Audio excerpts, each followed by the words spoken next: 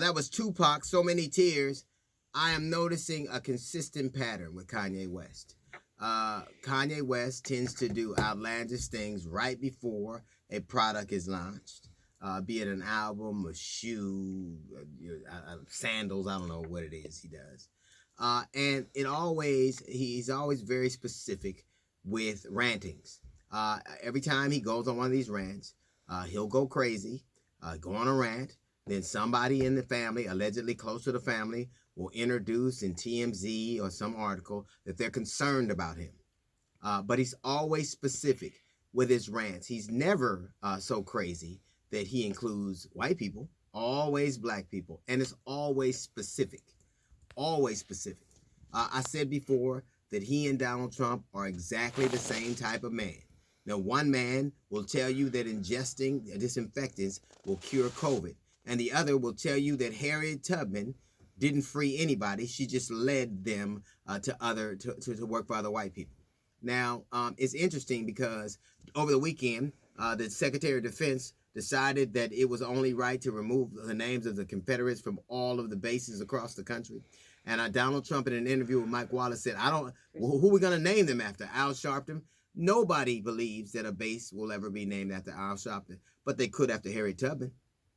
She was so noteworthy, as a matter of fact, that before Trump got into office, she was slated to be on currency. So Kanye's rantings did not come out of nowhere. They were very specific. Kanye West is a talented man, and he wrote Jesus Walks, but so did Moses, and her name was Harriet Tubman. And she freed almost 100 people through guile and wit and courage and faith. Every time I turn around, Kanye West is putting an asterisk next to the suffering of black people, and he gets it excused away. Maybe you will. I choose not to. She wasn't, Harriet Tubman wasn't just she was one of the most noteworthy human beings ever. She wasn't just some woman, some footnote in history. She did things that women today have a hard time doing. She led and people followed. We live in a society right now where that's difficult. We talk about black girl magic. She was the epitome of it. And you minimize it for other people's folly. Harriet Tubman, according to Kanye West, wasn't the most noteworthy abolitionist ever. She ran a temp agency.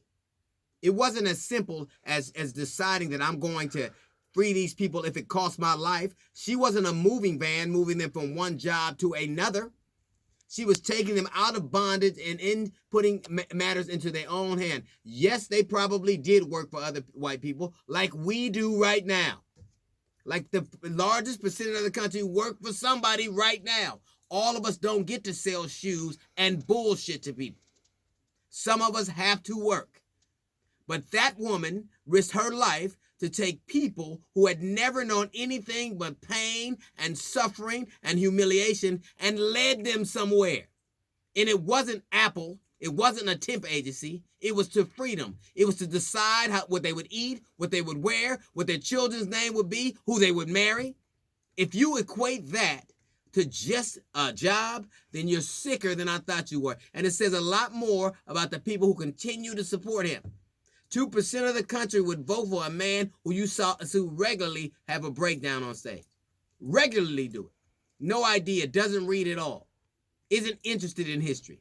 Is interested in himself. He is no more than Donald Trump at all.